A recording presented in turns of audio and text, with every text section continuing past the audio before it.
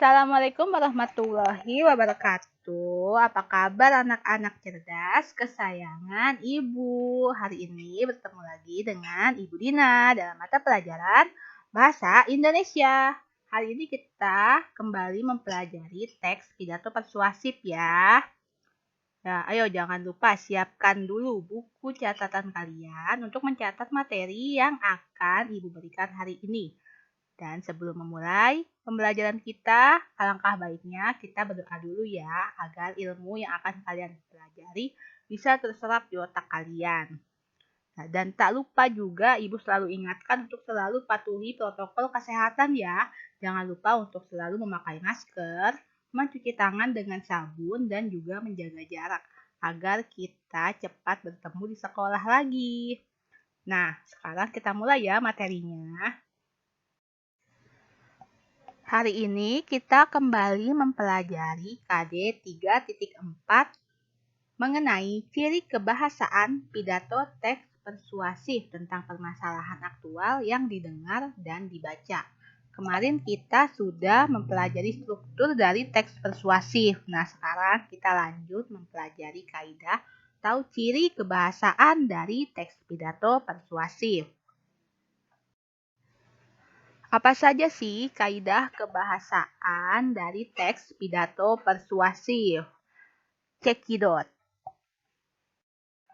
Nah, kaidah kebahasaan teks pidato persuasif itu ada 6. Kita bahas dulu yang pertama ya. Yang pertama adalah nomina atau pembendaan afiksasi. Wih, keren nih namanya. Apa itu? Apa itu pembendaan dengan proses afiksasi? Sebelum kita membahas hal yang keren ini, kita harus tahu dulu afiksasi. Afiksasi itu berasal dari kata afiks. Nah, afiks itu apa sih? Afiks adalah morfem terikat yang dilekatkan pada morfem dasar atau akar. Singkatnya, gaulnya, afiksasi adalah imbuhan. Ya, kalian pasti sudah tahu kan kalau imbuhan itu apa. Nah, berarti afiksasi itu adalah proses pengimbuhan atau pemberian imbuhan pada kata dasar.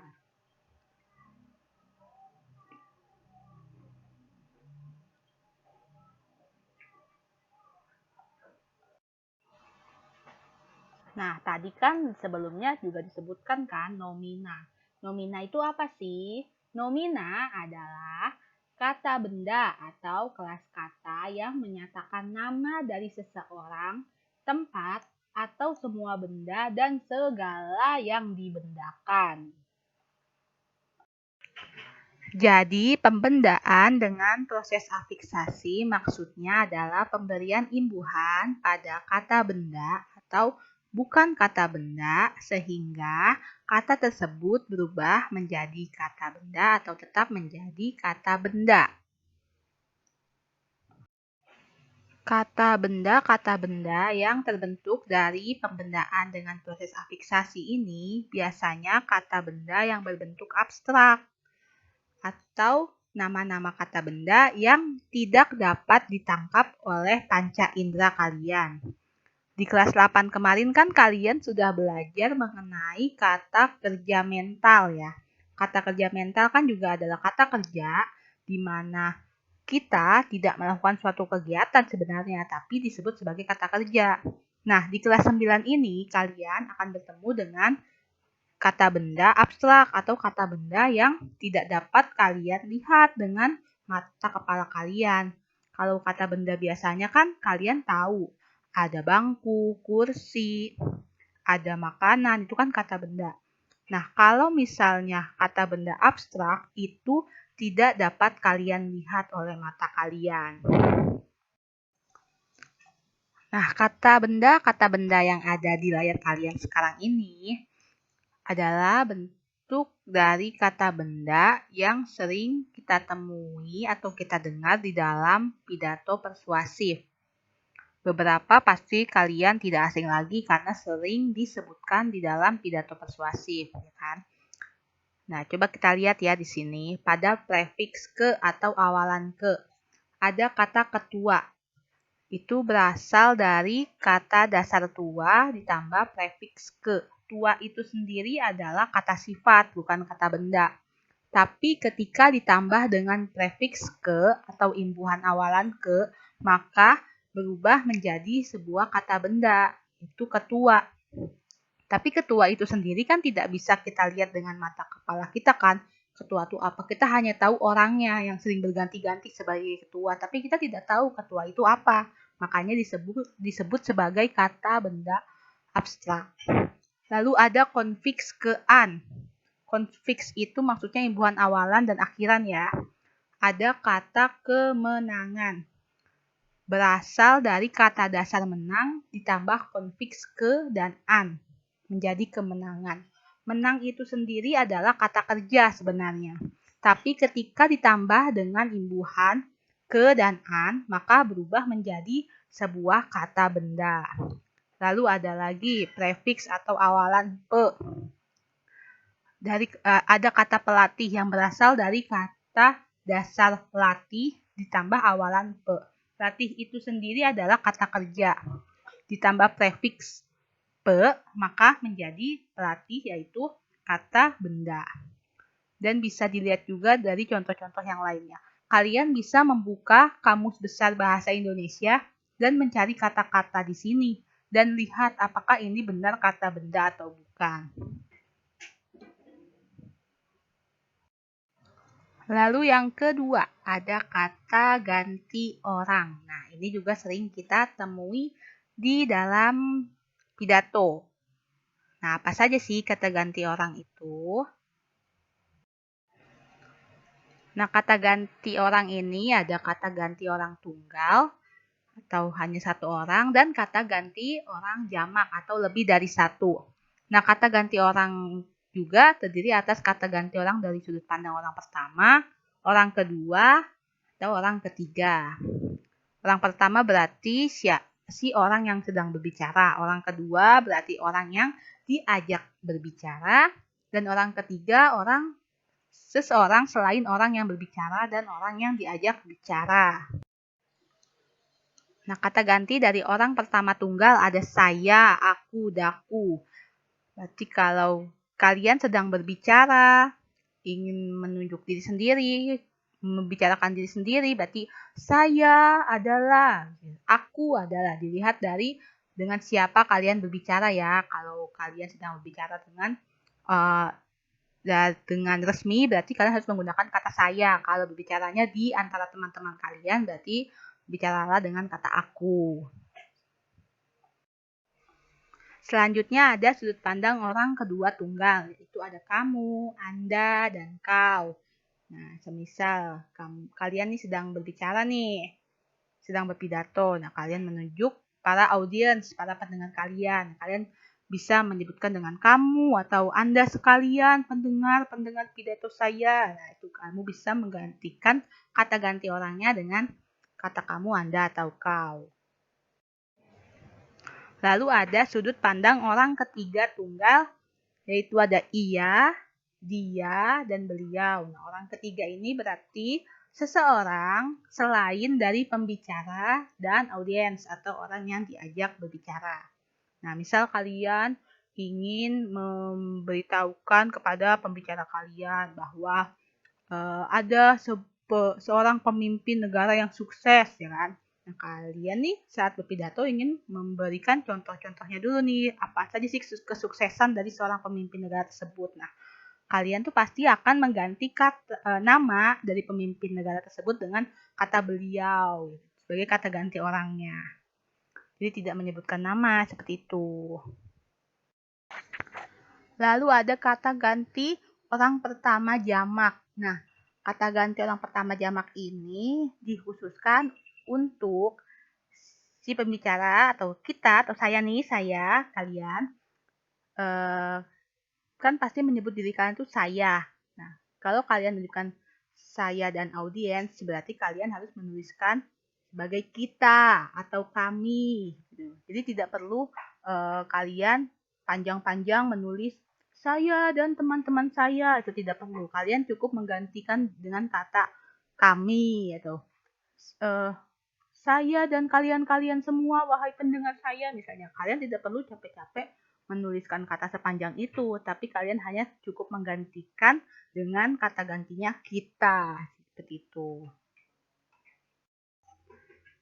Lalu selanjutnya ada kata ganti orang kedua jamak, yaitu kalian atau kamu sekalian. Nah, lalu ada kata ganti orang ketiga jamak, yaitu mereka. Contoh penggunaan dari kata ganti orang bisa kalian lihat ya di contoh yang ada di layar handphone atau layar laptop kalian. Nah, kalian juga bisa mencari teks pidato yang ada di Google, lalu kalian identifikasikan mana-mana saja sih yang merupakan kata ganti dari orang pertama tunggal, orang pertama jamak, orang kedua tunggal, orang kedua jamak, orang ketiga tunggal, dan orang ketiga jamak. Kalian bisa cari di dalam teks pidato yang sudah kalian temukan. Sebagai latihan, tidak apa-apa.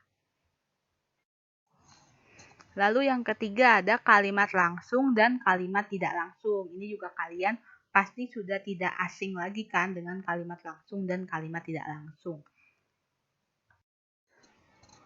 Kalimat langsung merupakan kalimat hasil kutipan dari ucapan seseorang tanpa melalui perantara dan tanpa merubah sedikit pun apa yang ia utarakan. Nih contohnya seperti yang ada di layar HP atau layar laptop kalian. Nah, ciri-ciri dari kalimat langsung juga sudah kelihatan banget nih ya. Pasti ada tanda petiknya, kan? Nah, pasti juga kata gantinya itu diganti dengan nama. Kita contoh pada kalimat pertama. Riana akan pulang nanti sore. Desti memberi kabar. Nah, ini kan semua menggunakan nama orang ya.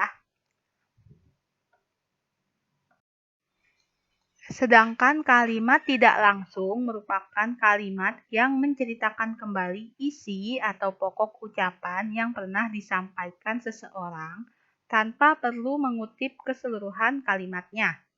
Contohnya, tadi Bu Dina berpesan jika hari ini beliau tidak dapat masuk kelas karena suatu alasan. Namun beliau memberikan tugas untuk mengerjakan LKS halaman 75. Nah, ini pasti nih yang mengutip kalimat langsung dari Bu Dina menjadi kalimat tidak langsung nih pasti ketua kelas nih kan. Nah, pasti Bu Dina sudah berbicara dulu nih ke ketua kelas. Kalau hari ini saya tidak bisa masuk kelas kalian ya, tapi saya akan memberikan tugas. Silahkan kerjakan LKS halaman 75. Nah, kemudian ketua kelas mengirimkan pesan kepada teman-temannya nih di grup chat nih. Teman-teman, tadi Bu Dina berpesan jika hari ini beliau tidak dapat masuk kelas. Nah, jadilah kalimat tidak langsung ini. Jadi kalimat tidak langsung ini juga ciri-cirinya tidak ada tanda petik seperti kalimat langsung ya. Dan kata ganti namanya juga diganti dengan kata ganti orang nih. Seperti yang ada pada contoh tadi nih. Bu Dinanya diganti dengan kata beliau. Dan contoh-contoh lainnya. Berikut adalah contoh mengubah kalimat langsung menjadi kalimat tidak langsung. Mengubah kalimat langsung menjadi kalimat tidak langsung adalah adanya perubahan kata ganti orang yang terdapat pada kalimat-kalimat tersebut. Contohnya, seperti kata ganti orang pertama yang diganti menjadi kata ganti orang ketiga. Kalian bisa melihat contohnya ya di sini. Contohnya, Andi berkata, saya menyukai klub sepak bola Manchester United yang berasal dari Inggris. Nah, kita menggantinya nih kalimat langsung ini menjadi kalimat tidak langsung. Menjadi, Andi mengaku jika klub sepak bola yang dia sukai adalah Manchester United dari Inggris. Di sini terdapat penggantian kata ganti orang pertama yaitu saya menjadi kata ganti orang ketiga yaitu dia. Nah, berikutnya ada kata ganti orang kedua diubah menjadi kata ganti orang pertama. Contohnya seperti aku ingin datang ke rumahmu, kata Sopian di seberang telepon. Kita bisa ubah menjadi Sofyan menyatakan jika dia ingin datang ke rumah saya. Nah, di sini kata kamu, yaitu kata ganti orang kedua, diubah menjadi kata ganti orang pertama, yaitu saya. Lalu ada juga kata ganti orang kedua jamak, kita atau kalian, diubah menjadi kami atau mereka. Ini tuh tergantung pada isi kalimatnya. Nah, di sini Ibu tuliskan contohnya. Selamat atas kelulusan kalian, ucap Pradipto tulus. Nah, kita bisa ubah kalimat langsung ini menjadi kalimat tidak langsung, yaitu Pradipto memberikan ucapan selamat kepada kami. Nah, kalian di sini diubah menjadi kami. Lalu berikut ini ada cara mengubah kalimat tidak langsung menjadi kalimat langsung. Nah, mengubah kalimat tidak langsung menjadi kalimat langsung ini, kita harus menerka-nerka kira-kira apa sih yang sedang dibicarakan di dalam kalimat tidak langsung. Contohnya nih, seperti Ibu tuliskan. Kalimat tidak langsungnya adalah, Hilman mengatakan jika ia akan datang ke rumahku nanti sore. Nah, kita coba terka-terka. Kira-kira Hilman tuh ngomong ke kitanya kalau dia ingin datang ke rumah kita tuh seperti apa, kan? Lalu kita lihat lagi kata ganti orang yang harus kita ganti itu apa. Nah, kan didapati nih kata Hilman tuh misalnya nanti sore aku akan ke rumahmu, kan? Nah, terus kita lihat nanti sore aku akan ke rumahmu. Aku itu kan si Hilmannya. Berarti akunya kan kita ganti menjadi Hilman. Hilman berarti orang ketiga. Berarti kita ganti dengan dia.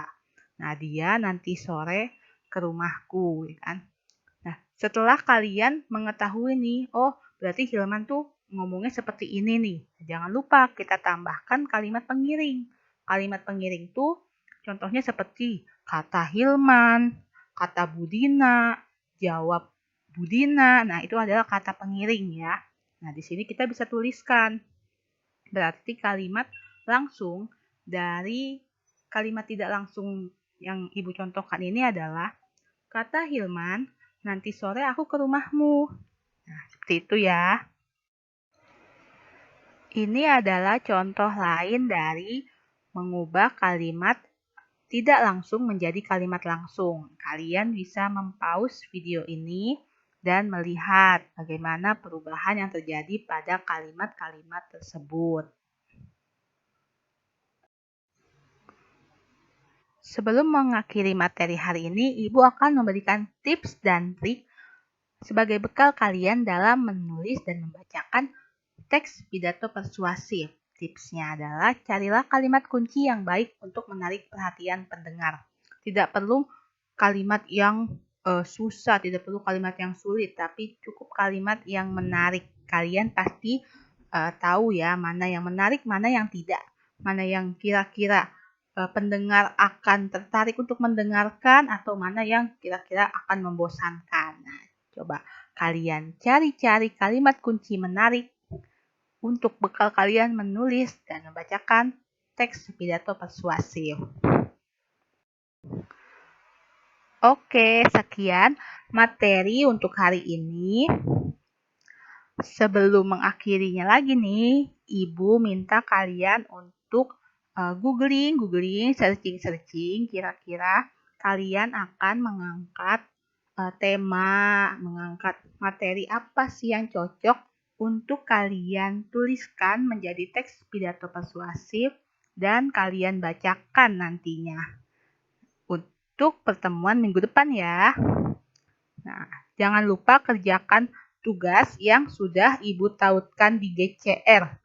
Cek tenggat waktu mengerjakan tugasnya, karena jika kalian terlambat mengerjakan tugasnya, sistem di GCR akan mendeteksinya ya. Jadi, kerjakan sebelum tenggat waktunya habis. Nah, jika ada pertanyaan, kalian boleh chat Ibu di grup WA kelas kalian masing-masing ya. Sampai jumpa minggu depan.